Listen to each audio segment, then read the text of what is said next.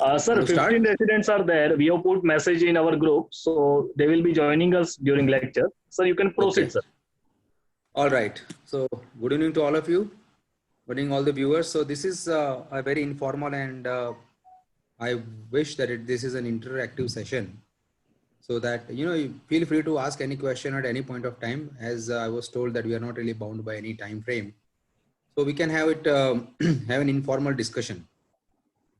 All right. So today we're going to discuss about the tumor radiology. And tomorrow we'll be discussing about the principles of biopsy. So let us start. So day-to-day practice, these kind of lesions you see on X-rays, and most of the times, you are expecting something else, and this comes to you as a surprise, and then you really don't know what this is and how to go about it. There is a very nice methodology to evaluate a lesion, and you have to just look for certain features, and most of the times you'll be able to reach the diagnosis just looking at the X-ray. So lesions can be osteolytic, osteoblastic, or mixed. So osteolytic lesions are very common. They are 8 times as frequent as compared to osteoblastic lesions. It's basically destruction of the bone because of some lesion, because of some pathology, which takes away all the minerals and increases the osteoclastic activity. And that is where the bone gets resorbed from inside. While the osteoblastic lesions are because of the excessive new bone deposition as a part of tumor itself, or would be a reaction of the body to the tumor growth. And lytic sclerotic or mixed lesions are far more commoner than the classical dense sclerotic lesions. So why do we have to evaluate? Any osteoblastic or osteolytic lesion is a visual impression. And you actually want to narrow the differentials. We actually want to know what it is so that we can start treating this patient. Basically, we want to know whether it's benign or malignant or something else like a tumor mimic. So what are the common osteolytic benign lesions?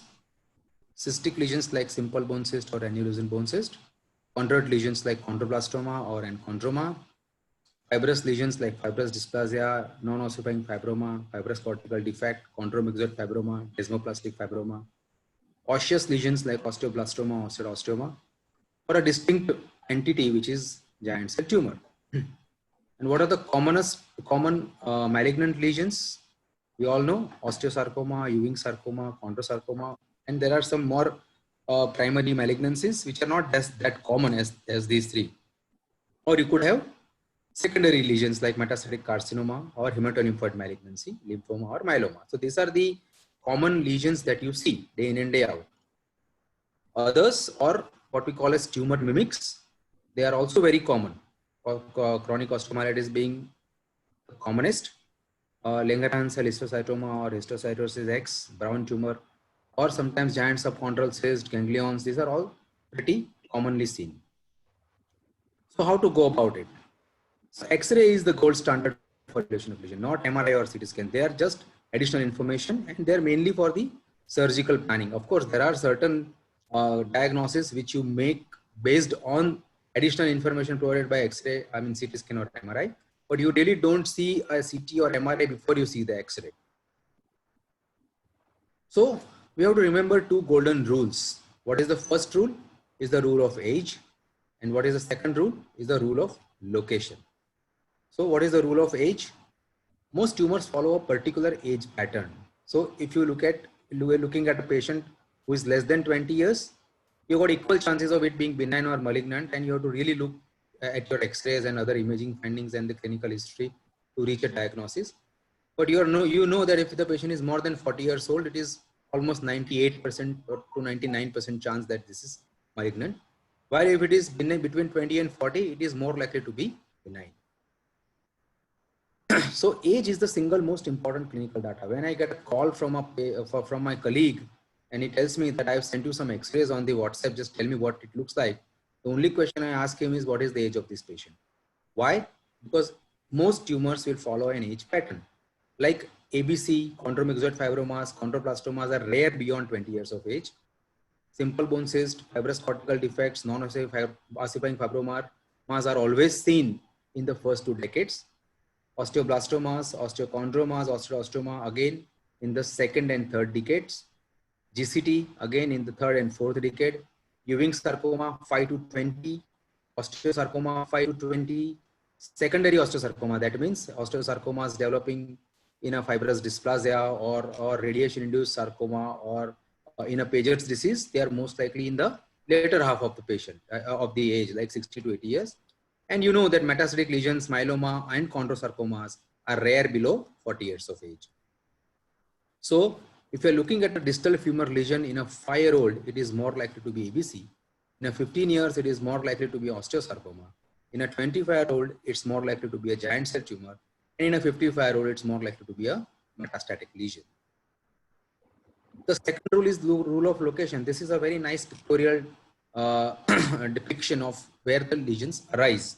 So basically, the location of the lesion within the bone in the in the frame of whether it's epiphyseal, metaphyseal or diaphyseal, whether it is centric or eccentric, or whether it is cortical or medullary. These three, if you look at all this, if you combine, if you know where these tumors arise, most of the times you will be able to hit the diagnosis. Like chondroblastomas invariably are in the epiphysis in an immature skeleton where the physes are open and it is touching or hugging the articular cartilage. Similarly with giant cell tumor, but it will be in the mature skeleton. Osteosarcomas, to start with, most of them are metaphyseal, and chondromas, solitary bone lesions, bone cysts and fibrous dysplasias are centric. And chondromas and metaphysis, solitary bone cysts are to start with in metaphysis, but it goes as the patient grows into diaphysis, while fibrous dysplasias are always in diaphysis. Most round cell tumors would happen in diaphysis. Again, chondromyxoid fibroma or non-ossifying fibroma are cortical lesions, and the others are medullary lesions. So this is a very important picture that you have to remember as PGs. And you look at your X-ray and you compare it with this particular picture, and you will be able to shortlist your differentials. Again, as you can see, the lesion could be centric or eccentric. What are the central lesions? Simple bone cyst and chondromas and fibrous dysplasia are centric. These three, they are in the center of the while giant cell tumors, fibrous cortical defect, non-ossifying fibromas, ABCs, chondromyxoid fibromas are or osteomas, osteomas, they are eccentric or so this is also very important. Within the surface lesions, you could have cortical lesions or juxtacortical lesions. Okay, so what are the cortical lesions? That means the lesion which is arising within the cortex. There are a whole lot of list of diseases which can happen inside the cortex. The commonest being osteoma and fibrous cortical defect. Even some cortical metastasis, osteofibrous dysplasia, intracortical osteosarcoma, they are all known, but they are pretty rare.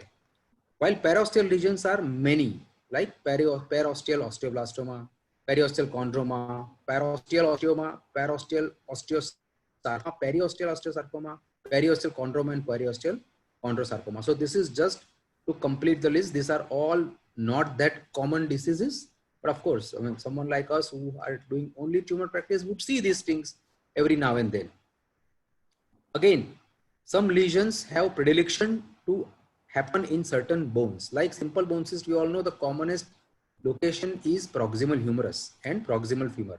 Osteostomas are most commonly seen in femur or tibia. CMF most commonly seen in tibia and in metaphysis. Chondroblastoma always in epiphysis, and GCT always periarticular. Okay, and certain malignant lesions like adamentinoma, we know that it happens in anterior cortex of tibia. Perosteal osteosarcoma, most common is distal femur in the posterior cortex. Periosteal osteosarcoma in tibia. Chondrosarcoma conventional in pelvic bones is very common. Chordoma always happens in the end of the spinal canal. That means either in the clivus, sacrum or C2 basically, and we have seen even the lumbar and dorsal chordomas, but they are exceedingly rare. Multiple myelomas have predilection to happen in pelvic, basically axial skeleton. So, and again, topography of the lesion, some tumors have predilection for specific bones or sites, like perosteal osteosarcoma, as I said, posterior aspect of the distal femur. chondroblastoma in the epiphysis and adamantinoma in the tibia, like this. So this is a very classical periosteal osteosarcoma. You look at, if you see its MRI, the medullary canal will be absolutely clean. The disease is absolutely on the surface like a honeycomb, you know, which is wrapping up the posterior cortex of the femur. This is a classical adamantinoma or osteofibrous dysplasia, which happens in the anterior cortex of the tibia. And this is a very classical chondroblastoma, which is in the immature skeleton, just kissing or hugging the articular cartilage. So if I am seeing a lesion in the diaphysis and someone tells me that this lytic lesion is a GCT, I will tell him that go back and study your basics, because GCT would never happen anywhere away from the joint. So by definition, it has to be a subarticular lesion. So all these lesions, they are still lytic, you know, this is lytic lesion, this is lytic lesion, this is, but none of these are giant cell tumors because they are not reaching the articular cartilage. So this is an ABC, this is a chondroblastoma, this is a non-occlusive fibroma, and this is a simple bone cyst. We'll come to all of them. Okay. Again, equation related to central axis of the bone is also very important. As I just said, there are some lesions which are central lesions, some are eccentric, and some are surface lesions, as we just talked about in those images. So this is the lesion in the center of the bone. It is in the metaphysis, and this is a calcification lesion. So this is an enchondroma. This is a centric lesion, long segment involvement, and in an immature skeleton in a proximal femur. So this is fibrous dysplasia. This is just tumor. This is a simple bone cyst, and this is a periosteal chondroma. So basically, it is very important to see whether this centric lesion, they are eccentric lesion or surface lesion. Okay. Another important thing that you have to look at is how many lesions are there. What is the number of lesions? We know that some benign tumors can be polyostotic, like fibrous dysplasia, enchondromas, osteochondromas, or eosinophilic granuloma. Okay, this can be multicentric or polyostotic. But if you look at the primary malignancy, like osteosarcoma, Ewing sarcoma, chondrosarcoma, they are rarely multifocal. Most of the times they are solitary lesions.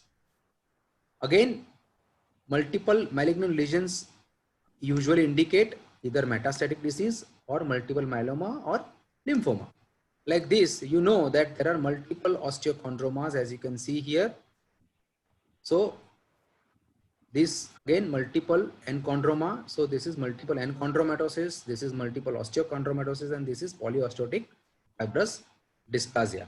But if you look at these lesions, this is a proximal fibula osteosarcoma, this is radial Ewing sarcoma, or this is a proximal humeral chondrosarcoma. Most of the times these are benign, these are solitary lesions. Even if this chondrosarcoma could be in a background of a multiple enchondromatosis, one of the enchondromas might have transformed into malignancy, but if you look at the overall picture, only this one would be malignant, rest all would be still enchondromas and not malignant. This, you know that this is multiple osteoblastic metastatic lesion. This is a case of CA prostate with multiple bone lesions, all osteoblastic. So you know this is metastatic, and this kind of punched out multiple lytic lesions are hallmark of multiple myeloma. Okay. So again, how many lesions are there? That is also very important. So now you know what is the age of the patient, what is the age of the patient, how many lesions are there, and what is the location of the patient. So in a immature skeleton, your differentials would be different. In a mature skeleton, according to the location of the tumor, your differentials would be different. So this is a very beautiful image. I can share the entire presentation with you if you want for your post-graduation, for your studies. Maybe we can share this, I can share this presentation with you. But this is a very nice image that you should all remember.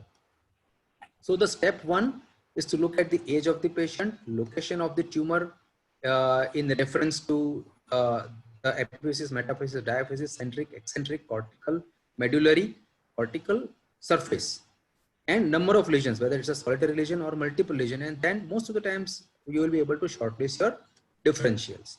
Okay. The second step is you want to know whether it's a benign lesion or it's a malignant lesion. So your differentials have been narrowed down from 100 to 5. Now you want to exactly know, go from 5 to 1 or 5 to 2. Basically, you want to know whether it's benign or malignant. So it's very, very simple. When you want to know whether it's benign or malignant, you have to look at three things: zone of transition, what is the pattern of destruction of the lesion, and what is the periosteal reaction. Basically, zone of transition and periosteal reaction is the body's reaction to the tumor, and destruction, pattern of destruction will tell you how aggressive is the lesion. So what is the zone of transition? There are three types of zone of transition: 1A, 1B, and 1C.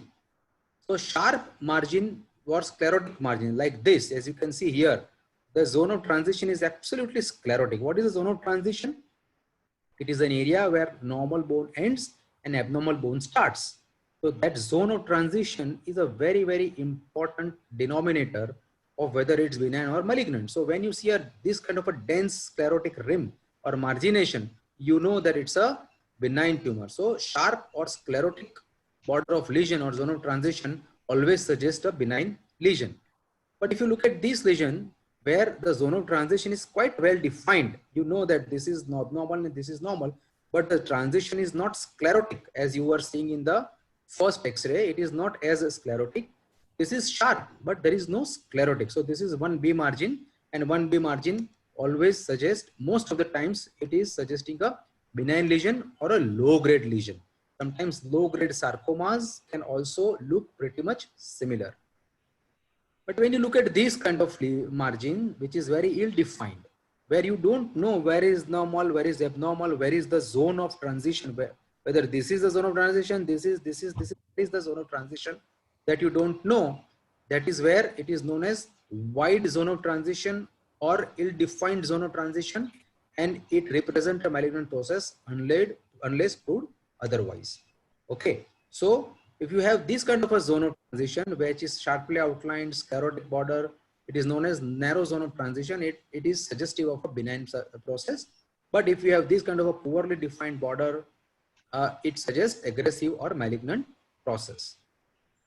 So basically, this is the zone of transition where normal bone ends and abnormality starts.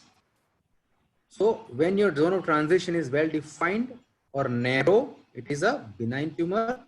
Where your zone of transition is ill defined or wide, it is malignant.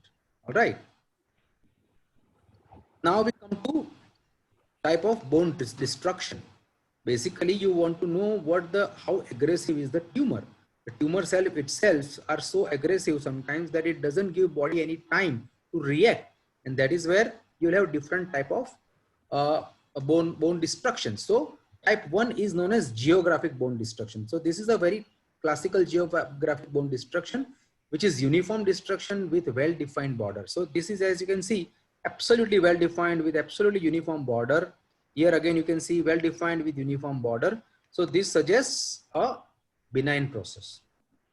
But you can see this kind of a moth-eaten appearance, or basically patchy areas of destruction with ragged borders. Can you see this? Okay, you can just collaborate with this image. You can see this. So this moth-eaten appearance is suggestive of a malignancy.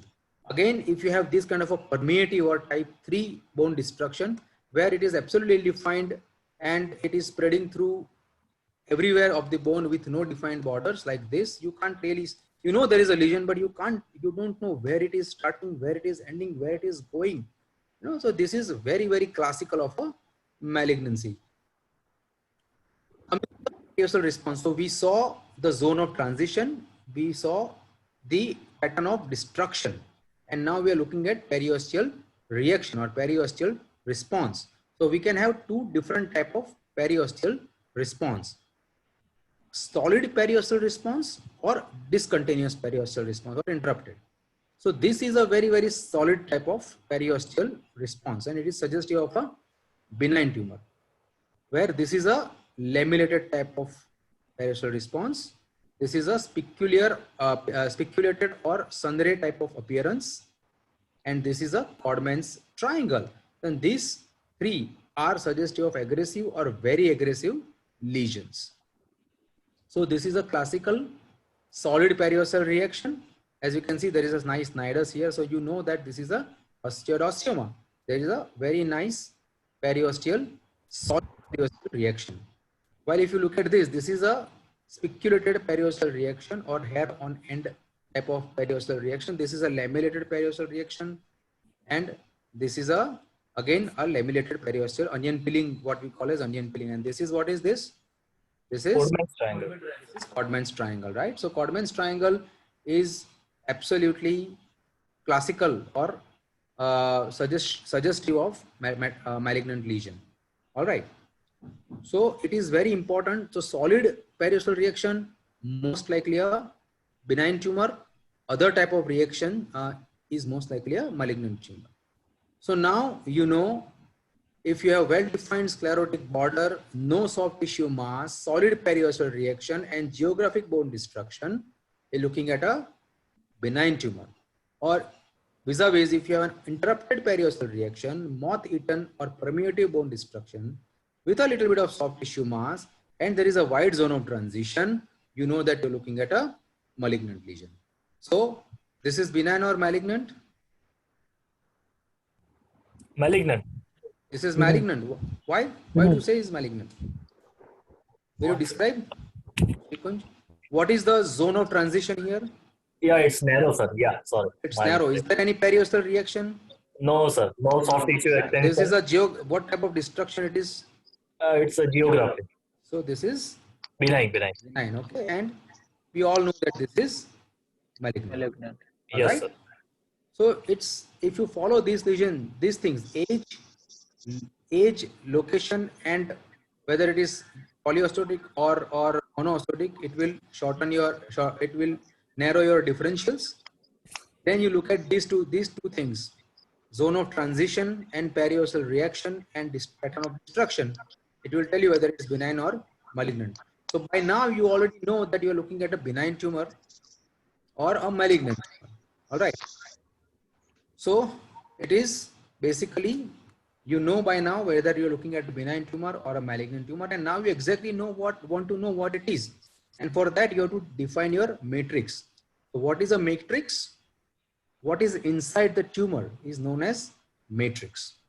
And why it is important to know the matrix? Because there can be 100 types of benign tumors and there can be 100 types of malignant tumors, and you actually want to know which of these you're looking at. So what are the type of matrix? You can have a homogeneously lytic matrix. That means basically no matrix. We'll come to that. You can have fibrous matrix, chondroid matrix, or bone forming or osseous matrix. So what it is, when you look at an X-ray, if the osteolytic areas radio density is almost identical to the part of X-ray film where there is no bone, it is a homogeneously lytic matrix. And what are the tumors which can have homogeneously lytic matrix? Commonest benign being GCT, ABC, UBC. Malignancies like telangiectatic variant of osteosarcoma, giant cell rich osteosarcoma, adenoadenoma, metastasis, myeloma can all have homogeneously lytic matrix. You're looking at an X-ray where the radio density is absolutely hazy or a ground glass type of thing. What is a ground glass? This is a ground glass, you know, and you see that this is a ground glass type of a radio density, and that is where you know that this is a fibrous matrix.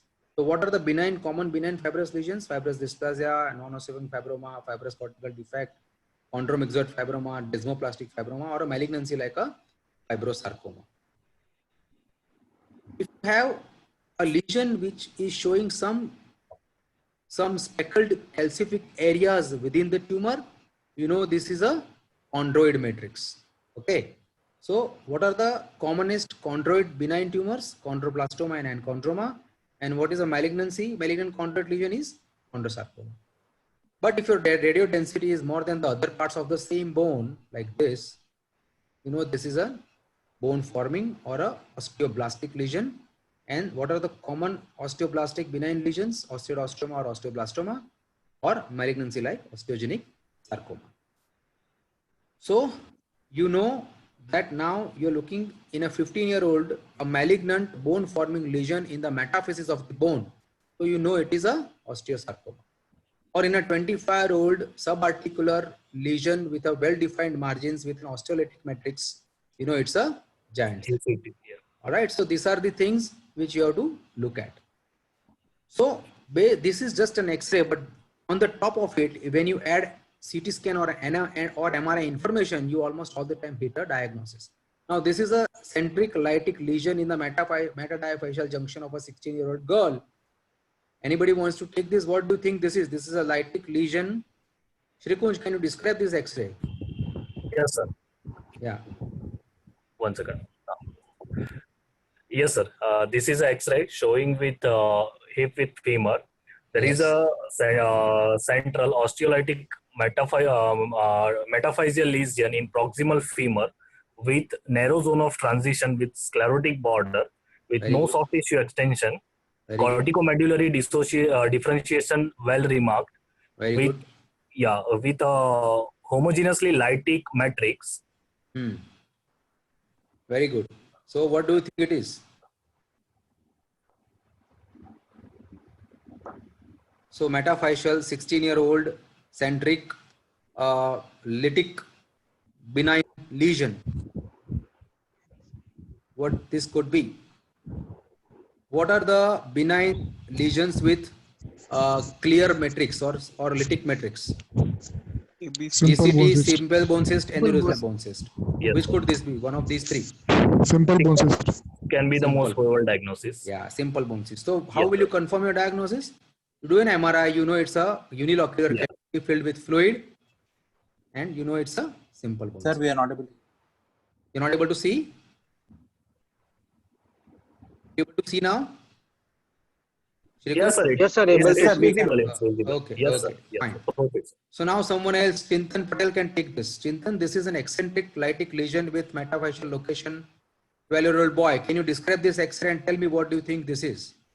Sir, this is a plain X-ray, AP and lateral view of distal 2/3 of the femur with knee joint, and this is expansile lesion.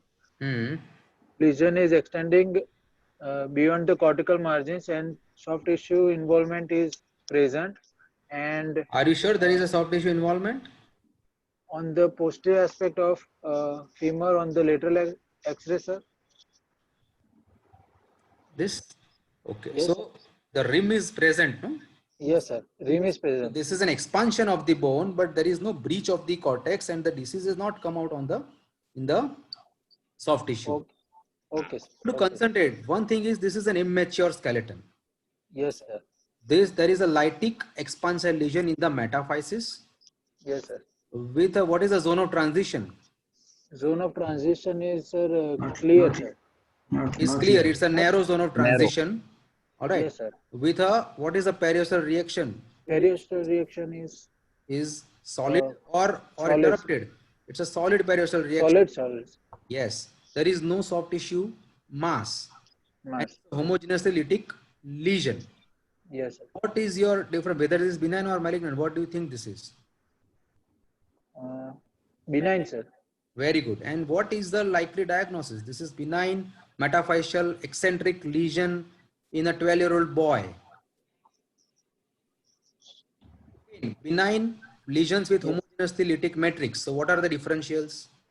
ABC. It's a ABC, sir. It's an aneurysmal bone cyst. Very good. Yeah. All right. So how will you confirm whether it is ABC or not? I will do MRI and fluid level will confirm ABC. Very nice. So these are very classical fluid level. Yes. All right. So this is an aneurysmal bone cyst. Okay. Now this is another patient. Okay. I have given you X-ray and MRI both. Yes. Someone else can take this. Who is there?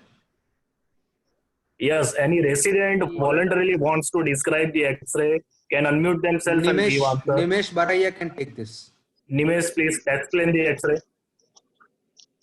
Sir, this is the APN lateral X-ray of the immature skeletal immature. Very good. With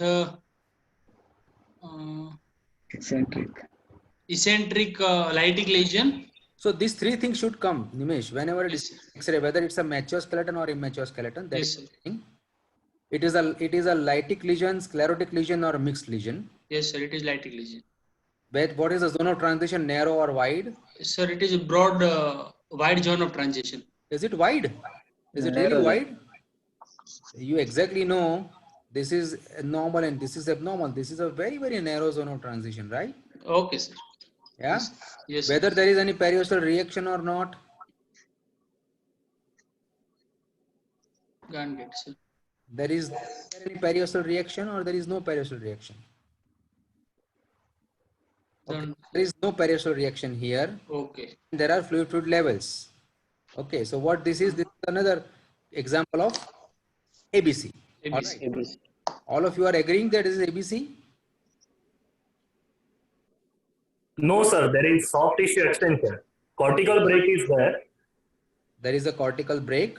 Yes. So the with fluid level from MRI, there will be two differentials. ABC and telangiectatic osteosarcoma. Very good. So basically, if you look at this, this is a very narrow zone of transition here. But if you look at this area, the zone of transition is not very clear or well defined. Okay. More importantly, the fluid level should reach it should be present in the entire lesion. Here, if you can see this much area, there is no fluid levels. That means there is a solid component here. Okay. And that is where the surgeon thought this is an ABC. He actually did a curettage. It was actually a telangiectatic osteosarcoma. So why I put up this case? No matter how classical the radiology is, you have to still do a biopsy to reach diagnosis. Okay. Now coming to this lesion, maybe Abid Hussain Ansari can take this. Okay, Abid. Okay, Abid is there? No. Yes, is that. Let me unmute, sir. Let me unmute Abid. Okay.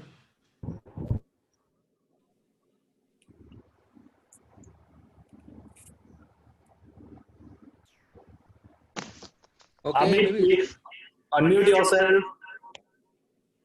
No problem. Rajkumar can take this. Rajkumar, you can take this X-ray. Is he around? No. Okay. I think. X-ray. This is an X-ray of Hmm. knee, AP and lateral views with Yes. With a centrally placed lesion, lytic lesion, which Okay. narrow with a diffuse with a large zone of transition. So what With a lytic. what is the border margin? 1A, 1B, or 1C? This is sclerotic 1B. rim. So 1B is a narrow zone of transition, not a wide zone of transition. Narrow zone. Yes. Okay. Go ahead. Yes. And there is a lytic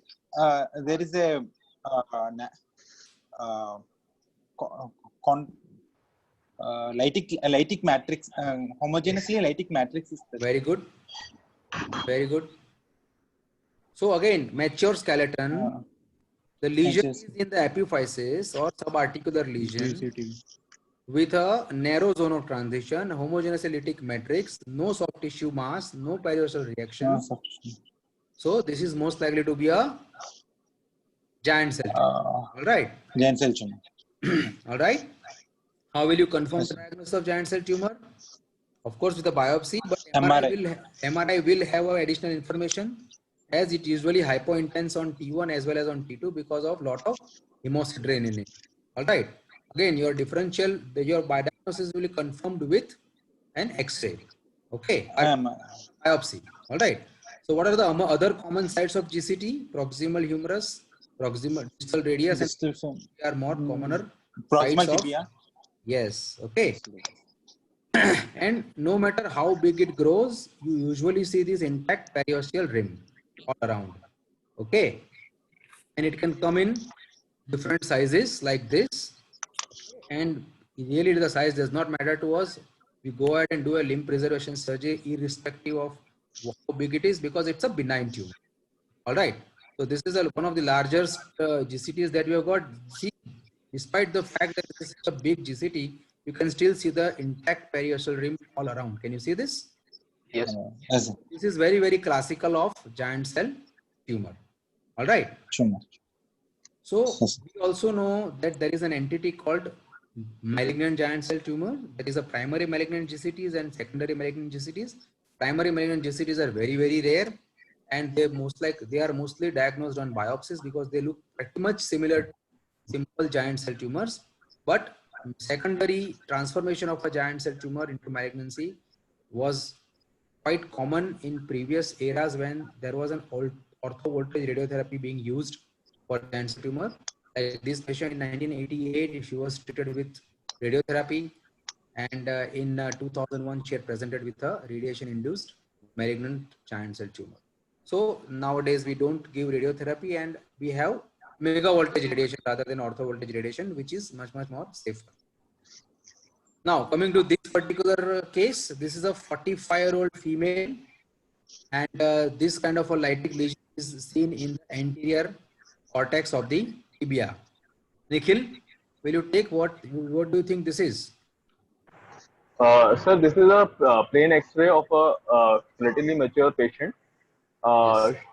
showing tibia and fibula, proximal end of tibia and fibula with eccentric diaphyseal lytic lesion with narrow zone of transition.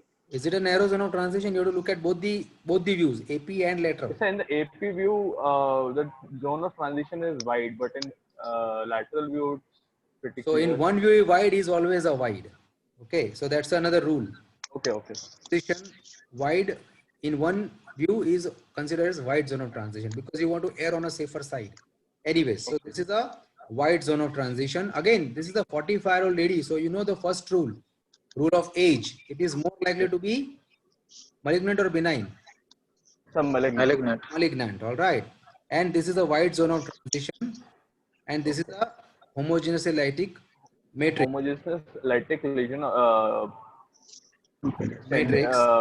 With breach of the cortex Yes, and a soft and mass. with soft tissue involvement, Right. and there is the periosteal reaction also.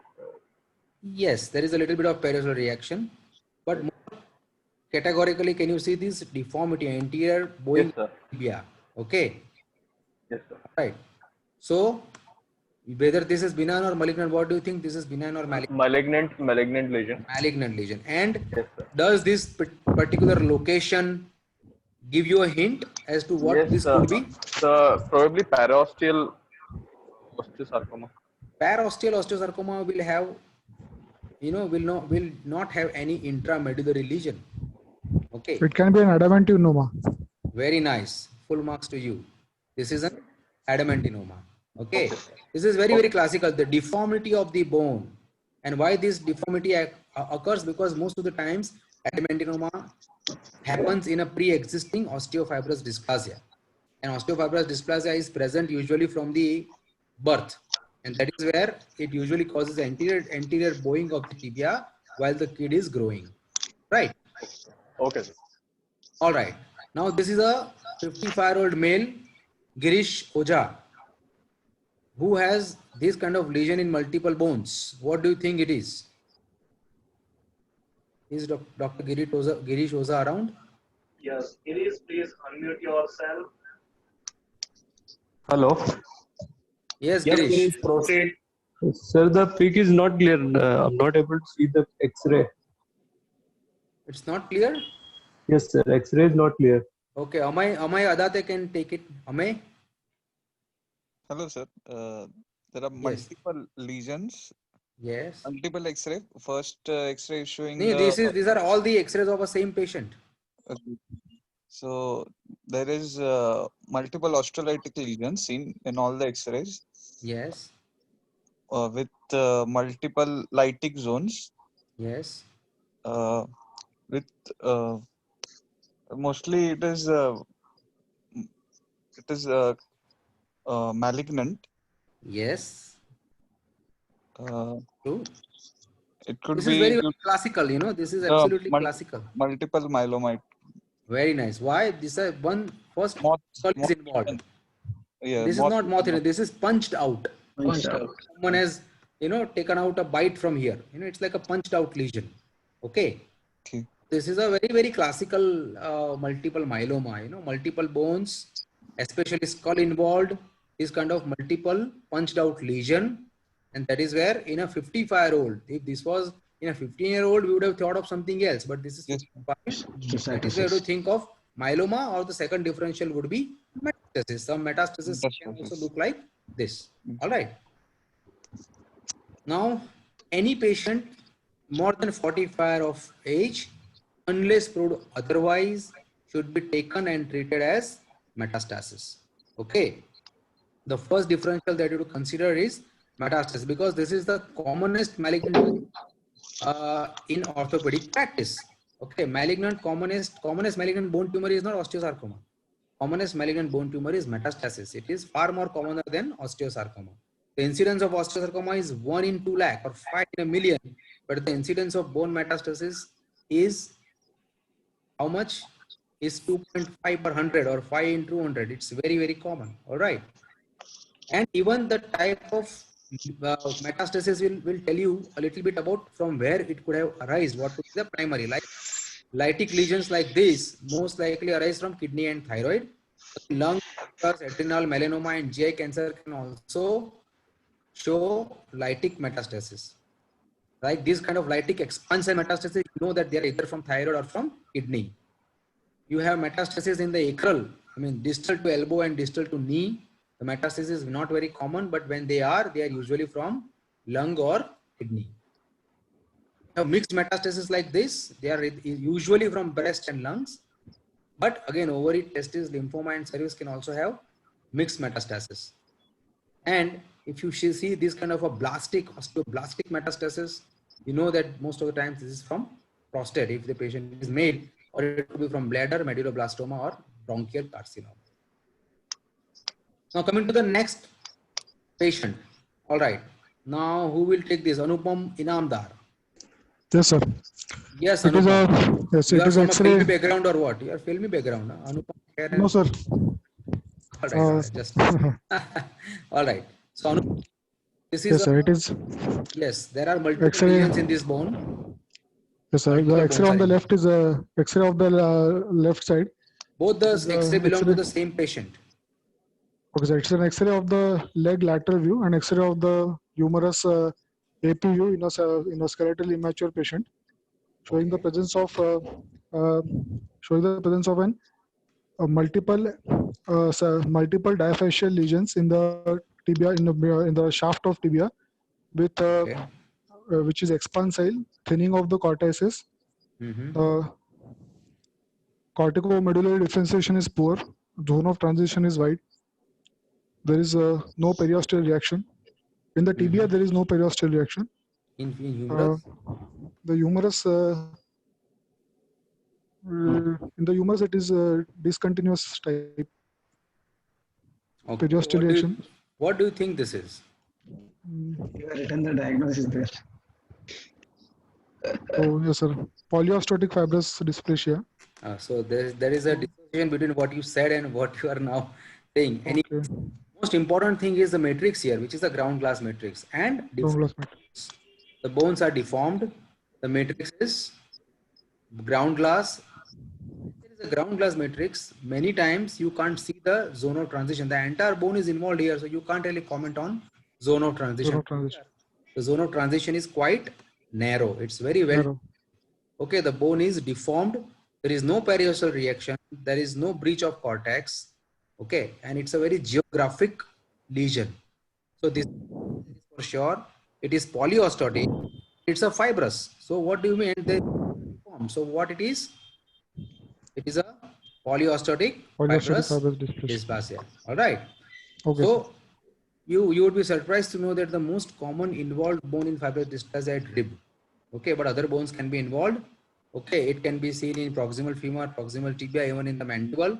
And these are the classical, what is this deformity known as? Shepherd crook. Yes. So this is a shepherd crook deformity. Why this happens? Because there is a fibrous lesion. The bone is not as strong and patient keeps walking on it. While the child is growing, it keeps walking on it. And that is why it goes inwards. You know, it goes into varus. And that is where this deformity happens. Okay. Now coming to another patient. This is a metaphyseal lesion. Can you see identify the lesion here? Yeah. Dr. Jai Kishore, can you describe sir. this lesion? Just tell me whether lesion. I want to know. I didn't get it, sir. Yes. Just describe this lesion. This is an AP X-ray, AP X-ray of AP and lateral X-rays of knee. Yes. With the lesion is in the cortical region. Is in the Very good. metaphyseal cortical region with Okay. with a center with a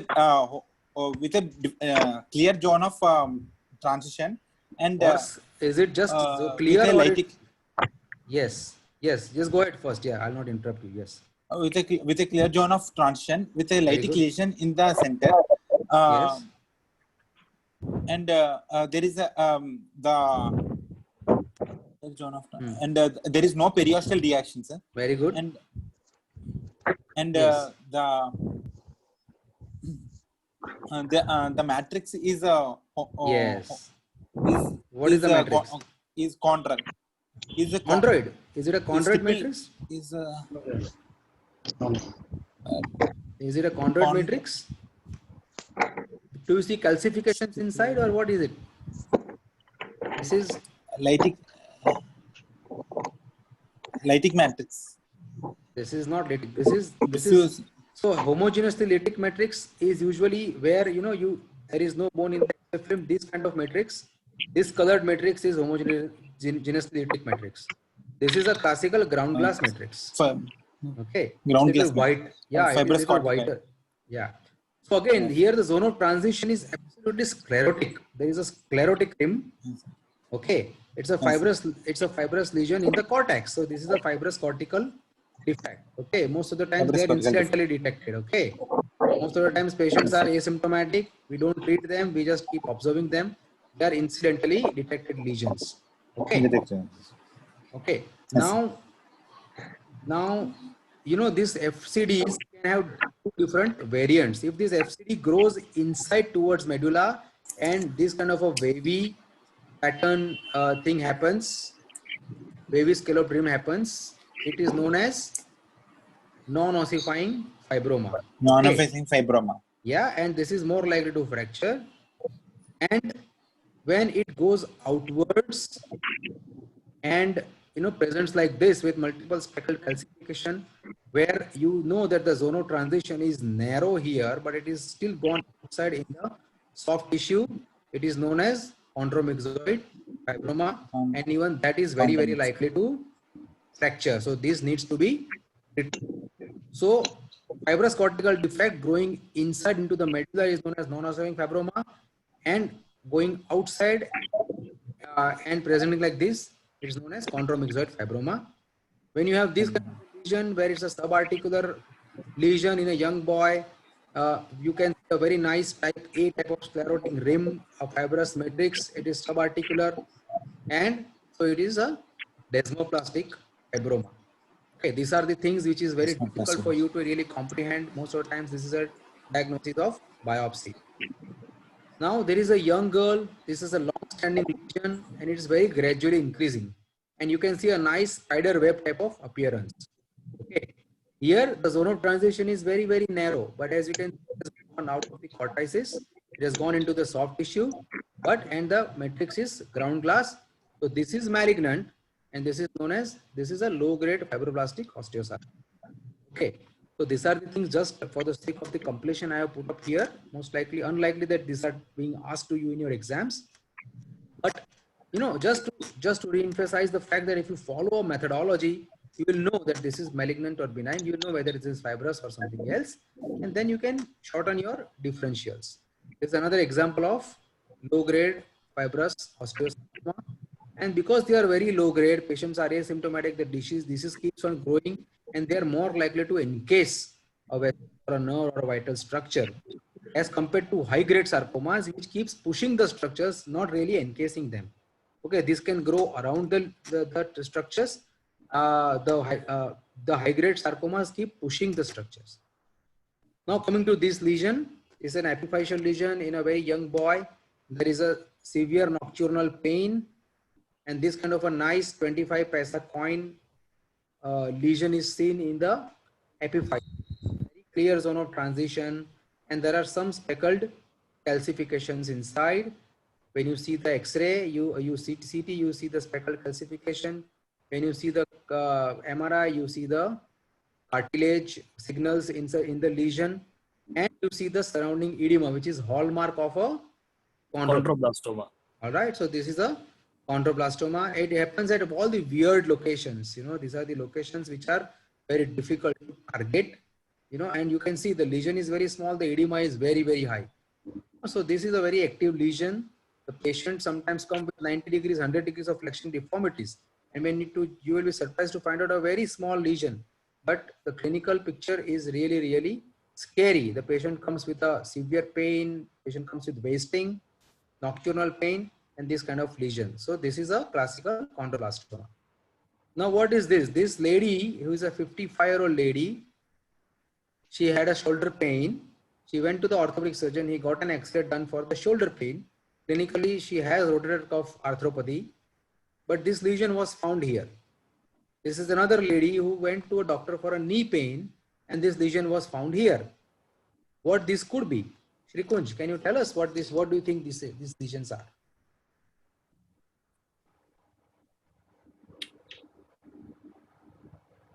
No, sir. Again, no, definitive. So again, follow the same methodology. So it is where? Yeah. Metaphyseal or diaphyseal? Okay, metadiaphyseal lesion. Metadiaphyseal, yes. Okay. Yeah. Okay. What is the zone of transition? This is Narrow. very, very narrow zone of Narrow, transition. sir. Narrow. Right? Narrow zone of transition. Okay. Narrow zone of transition in the metaphysis in the 55-year-old lady. What Sir, is the matrix? is this a What is the permeative matrix? matrix? Permeative matrix. Permeative is a type of destruction. Here there is practically no destruction at all. Bone is not destroyed at all. This is something which is just sitting there. Okay, this is a geographic lesion, very well defined geographic lesion with a narrow zone of transition. What is the matrix? Whether it's cartilaginous matrix, or it's a osseous matrix, or it's a lytic matrix, or it's a fibrous matrix. What is this? I think the X-rays are not that clear. This is a cartilaginous matrix. Cartilaginous. Matrix. Okay. So this is very classical enchondroma. Enchondroma, yes. So in long bones, when there is any enchondroma, almost always it is a incidental finding. Patient goes to doctor for something else, and this is incidentally detected. But same enchondroma in a finger is always symptomatic. It usually comes to you with a fracture, and that is why we don't treat these lesions, but we always treat this lesion. All right. So this is enchondroma. Now again, this can be single or multi-osteotic, and this is very, very classical. What are these things? Osteochondroma. What are these things? Osteochondroma. Osteochondroma, right? Yes, this is osteochondroma, very, very classical osteochondroma. This is a pedunculated one. This is a sessile one. This is a sessile one. Okay. So this is the outgrowth of the bone going away from the Epiphysis. Yeah. So this is very classical osteochondroma. But when this osteochondroma, as you can see here, the periosteal reaction is no periosteal reaction. The borders are absolutely clear, well demarcated. Okay. If you see something similar here, this is a cartilaginous lesion, but there is calcification in the soft tissue. The borders are absolutely fuzzy and haphazard. There is a soft tissue mass. You know that this is transformed into chondrosarcoma. Okay. Again, in a diaphyseal lesion, if it's a more than 5 centimeter lesion with endosteal scalloping, bone expansion, you take an X-ray and you see a lot of myxoid change. If there is a perilesional edema, there is a cortical destruction and soft tissue mass, you know that this is a chondrosarcoma. So this is a chondrosarcoma and this is an enchondroma. Okay, so this is the difference between the two. All right. And then you have some tumor mimics where you think this is a tumor, but when you do a biopsy, you realize that this is not a tumor. Something like a histiocytosis X or eosinophilic granuloma. It affects children and young adults, and it can be of multisystemic involvement. The other systems which are involved are lymphatic system, pulmonary system, and cutaneous system. Again, this is a young lady, easy fatigability, multiple osteolytic areas, generalized osteopenia. When you do a simple investigation like alkaline phosphatase and serum parathyroid hormone, they are very, very high. You do a USG of neck, you know that this is a parathyroid adenoma. So this was a brown tumor. So again, this is a tumor mimic. And the commonest tumor mimic is chronic osteomyelitis. Okay. You know that there is a lytic district lesion, patchy zonal transition, there is minimal periosteal reaction. But when you do an MRI, you will almost always know that this is not a tumor and this is an infection. So this is where, as you can see, lesion in multiple planes with peripheral enhancement. Usually sarcomas will respect the tissue planes. It will keep pushing the tissue plane, but it will not infiltrate into multiple tissue planes. So when you see an infiltrative lesion like this, you almost always know that this is acute osteomyelitis and not tumor. You see high fluoride hyperintensity in multiple tissue planes. So when you do a biopsy, you will know that this is osteomyelitis. To say that convincingly this is osteomyelitis, we know it is osteomyelitis, but despite that we know it's osteomyelitis, we still have to do a biopsy before going in, because sometimes osteomyelitis and sarcoma and vis-a-vis can look absolutely similar. So now you know what is the age of the patient, how many lesions are there, you know, whether it's benign or malignant, and you define your metrics and reach a final diagnosis. But biopsy is mandatory in all the cases. Like this is, what do you think this is? A 35-year-old male, very nice lytic lesion in the neck of the femur, very narrow zone of transition, no periosteal reaction, no soft tissue mass, very narrow zone of transition, homogeneous lytic lesion. Anybody would think of this to be a giant cell tumor, and that is what surgeon thought.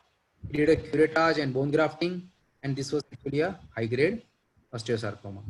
And this is where this had to be done. A complete resection, a major surgery had to be done, which could have been. And despite that, you know, because it was curated out, it throws multiple metastases into circulation when you do a curettage of a sarcoma. This patient unfortunately died after some time.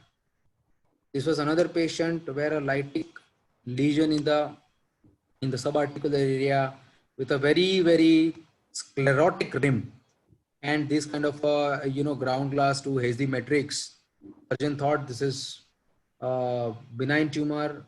He did a curettage and bone grafted, and this was actually a synovial sarcoma. And when the patient presented to us, there was a large recurrence here, and probably he used the same instrument to harvest the bone graft, and he had a implantation synovial sarcoma in the pelvis. So this kind of things can be avoided when you do a simple biopsy. This is a malignant looking lesion in the proximal fibula. Radiologist reported this as osteosarcoma, and the surgeon was ready. He did an amputation. The final histopathology was simple giant cell reparative granuloma. So when do you get giant cell reparative granuloma? It's a feature of brown tumor. You know, this is the same patient I just said.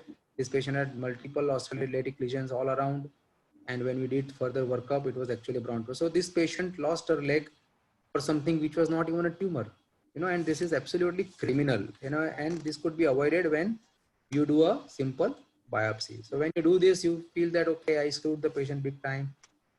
But, you know, unfortunately, he may not be the only one who gets screwed, you know, because you know, the highest awarded compensation so far by for a medical negligence for a tumor case, where surgeon was doing a surgery thinking that there is a tumor in the spine, and he ended up having a paraplegia, and that thing actually was not a tumor. All right, so we have to control the surgical itch, and because nobody knows, you know, nobody has this ability to hold someone's hands and tell him that, okay, you are having giant cell tumor or osteosarcoma. So we have to follow a specific methodology to see the target clearly before we shoot, because seeing isolated parts can be absolutely misleading. All right, and that is where we have to do a simple biopsy. This is just a guide. All the lesions we know when we look at the x-rays that this is osteosarcoma, this is giant cell tumor. But despite that, despite after having so many years of experience, we still don't do a single treatment without doing a biopsy. So we'll discuss about biopsy whenever we next meet. Okay, thank you very much. Shrikunj, any questions? Thank you very much, sir. Thank you, sir. Thank you so much, sir. Thank you, sir. Yes, Mandip sir. Yes, yes. Sir, the most commonly asked question in a distal and radius or some other bones GCT tumor, the examiners usually asks that why doctor you are saying is GCT and why not it's ABC, and most of the students fumble in that. So you commented earlier that subarticular margin. So sir, you can give 1 or 2 points for ABC or GCT. So ABC and GCT again, GCT is a disease of mature skeleton. ABC is a disease of immature skeleton. Yes. Okay, so that is one thing. Secondly, ABC. So the exam, if your patient is skeletally mature, ABC is practically out of question. That is one thing. Secondly, ABC happens in metaphysis. That is where most of the times the wrist movements are absolutely free and clear. Okay, this happens in the epiphysis or subarticular area. So clinically also, your movements are usually restricted when there is a giant cell tumor. Okay, third is X-ray and MRI. You know, this ultimately you are going to make the diagnosis based on your X-ray and MRI. Okay, so the first point when they ask whether it's GCT or ABC, you just have to tell them that this is a mature skeleton. The chances of this being ABC are almost negligible. Okay, so yes. That's it. I mean, that is the most important and vital thing. On examination, both of them will have Sir. I mean, there will be bogey swelling in the distal end of radius, which is yes. Sir, one doubt, sir. I have heard that aneurysmal bone cysts can occur even in the adult skeleton also. I'm not able to hear you. Aneurysmal bone cysts can also be heard even in the adult skeleton also. Can aneurysmal bone cysts? It can. I agree with you. It can. Yes. Yes, it can So, happen in adult skeleton, but it's not very common. It can happen in adult skeleton, but it's not as common. GCTs can also happen in immature skeleton, but they're pretty rare. Okay, so you think of common things and you're commonly right. You think of rare things and you're rarely right. Okay, there are exceptions for everything. Okay, there are outliers everywhere. Okay, yes, sir. Yeah. And Mandip sir. Yes.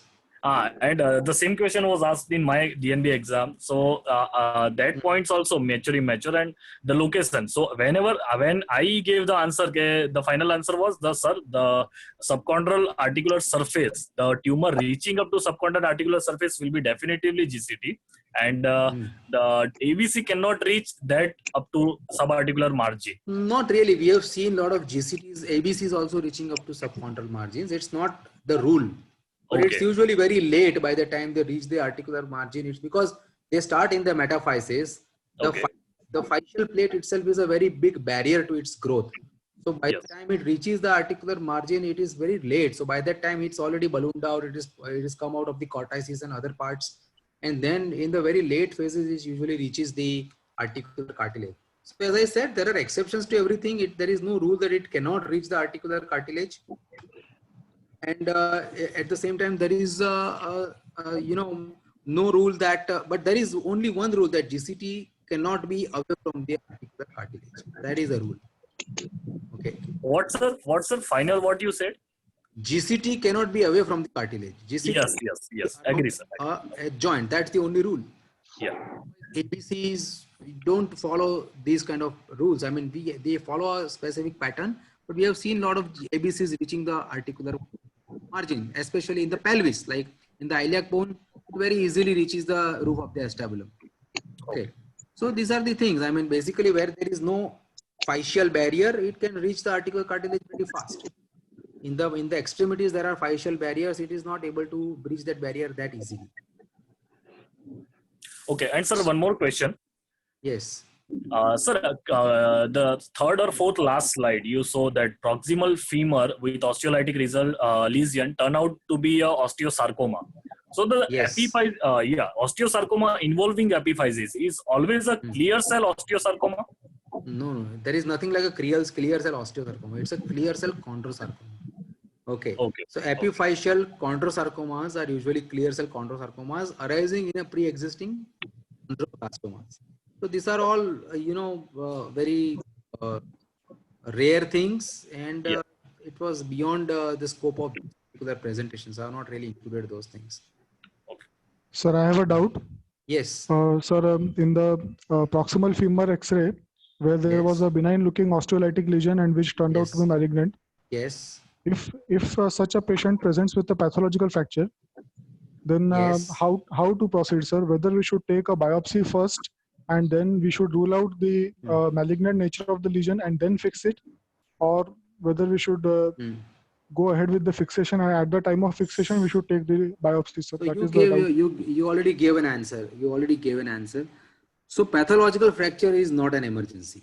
It is absolutely, it has to be understood that pathological fracture is not an emergency.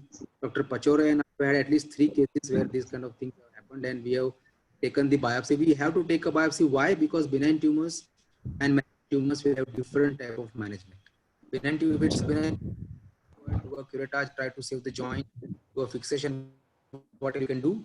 You do a basically intralesional curettage surgery. It's a malignant tumor.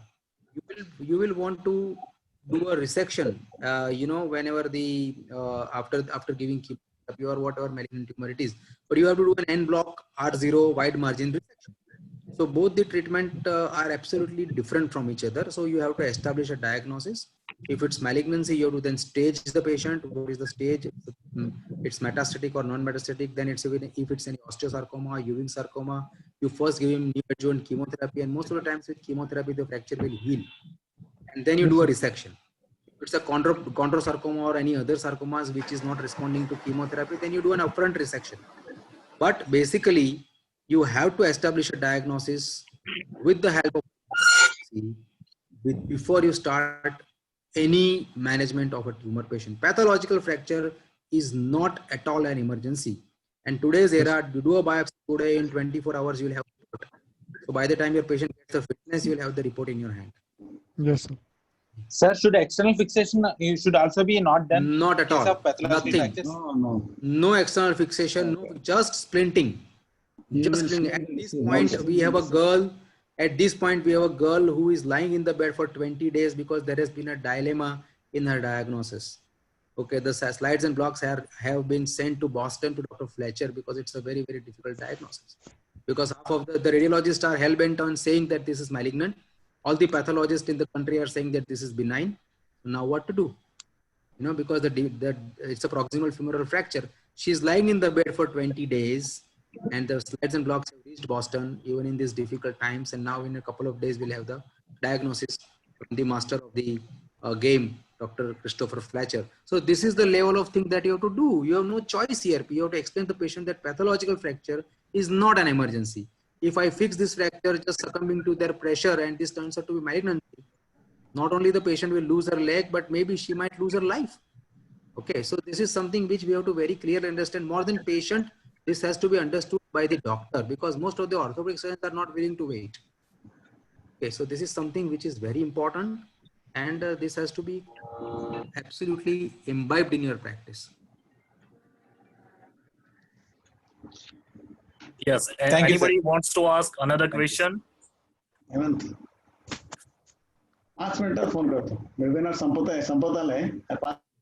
Anybody wants to ask a question? Okay. Mandeep sir. Yes. Yes, sir. Thank you very much on behalf of all questions. So sir when is wants the to next ask. lecture? Pachore sir wants to ask. 1 second, sir. Yes, sir. Sir, unmute yourself. Yes, sir. You can ask. Yes, sir. I'm just very thankful, Mandeep. This was a great lecture for really great lecture for PGs. Sir, fantastic. Sir, fantastic. Sir, thank you very much. Thank you, sir. The most important, sir, it was so amazing to see you sitting there and listening to every word so carefully. Even at this age, you set a great example, sir. No, I even put a notes. I put the notes also. That's an unbelievable, attitude, sir. Unbelievable, sir. Great. It's always great to catch up with you, sir. No questions. I want to actually share a couple of X-rays to you, my old collections. Right, sir. Yeah, they are very classical. Some of them are very classical. I have seen across to you. Okay. Sure, sir. When are we meeting next? Sir, according to your feasibility, you send me the day, we'll finalize, sir. Okay, no problem. Sure. Yeah. All right. So we are are talking about biopsy principles. It's not going to be as long, lengthier lecture. It's going to be a short and sweet thing. I mean, maybe around 20-25 minutes. That won't be very big. Okay. So maybe next week sometime we'll keep. All right. Okay, sir. Thank you. Thank you so much, sir. Thank you, sir. Right, sir. Thank you very much, Mandeep sir. Right. Thank you have any Thank queries, you for can your send me effort. WhatsApp anytime.